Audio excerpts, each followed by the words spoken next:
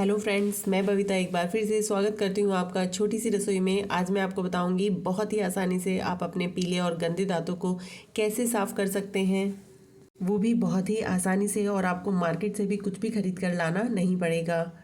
साथ ही मैं आपको ये भी बताऊंगी कि अगर आपके दांतों में ब्लड आ रहा है या आपके मसूड़े फूल रहे हैं तो किस तरह से आप इससे छुटकारा पा सकते हैं। बहुत ही आसान तरीका है, और अगर आपको नहीं पता है तो मैं आपको बता दूं कि मैं आपके साथ रेमेडी नहीं, रेमेडी का रिजल्ट शेयर करती हूं, तो प्लीज़ वीडियो को लास्ट तक ज़रूर देखिएगा।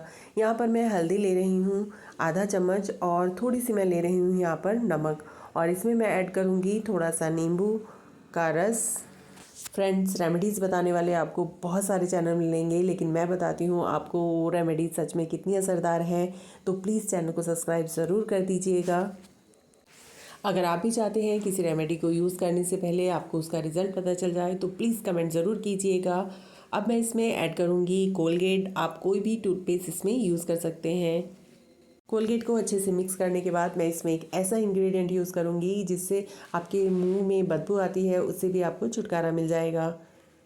कई बार हम ऐसा कुछ खा लेते हैं जिससे हमारे मुंह में बदबू आती है और सामने वाले को पता चल जाता है कि हमने क्या खाया है, या हमारे मसूड़ों में सड़न होती है, उसकी वजह से भी हमारे मुंह में से स्मेल आती है। तो इस पेस्ट में मैं ऐड करूँगी थोड़ा सा गुलाब जल।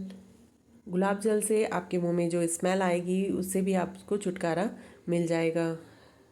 गुलाब जल मिक्स करने के बाद मैं इसको बताऊंगी कि कैसे अप्लाई करना है और कब इसको यूज़ करना है। इससे पहले मैं आपको बता दूं, जैसा कि मैंने आपको पहले ही बताया था, मैं आपके साथ रेमेडी नहीं, रेमेडी का रिजल्ट शेयर करती हूं, तो प्लीज़ वीडियो को लास्ट तक ज़रूर देखिएगा रिजल्ट जानने के लिए। इस रेमेडी को मिले हैं 1.3 लाख व्यूज़ सिर्फ 2 वीक में। तो कितनी असरदार है ये तो बाद में ही मैं आपको बता पाऊँगी। और ये 7.55 ऑलमोस्ट 8 मिनट की वीडियो है।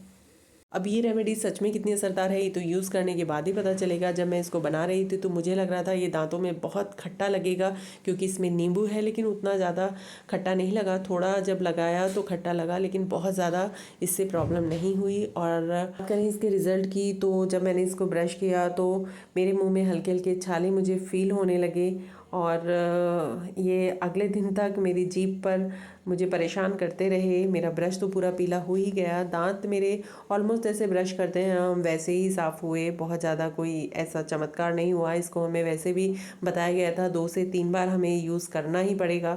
मेरी जीभ में आप देख सकते हैं ये ऐसे छाले उभरने लगे, जो मुझे 2 दिन तक परेशान करते रहे। अक्सर सब मुझसे पूछते हैं जब मैं किसी भी रिज़ल्ट को नेगेटिव बताती हूँ तो कि इसका सही उपाय क्या है, तो मैं यही कहूँगी कि आप हल्दी में थोड़ा सा सरसों का तेल मिलाकर अपने दांतों पर मसाज कीजिए और फिर कुल्ला कर लीजिए। ये एक बहुत ही पुराना और आयुर्वेदिक उपाय है। मॉर्निंग में और बेड पे जाने से पहले ब्रश जरूर कीजिए।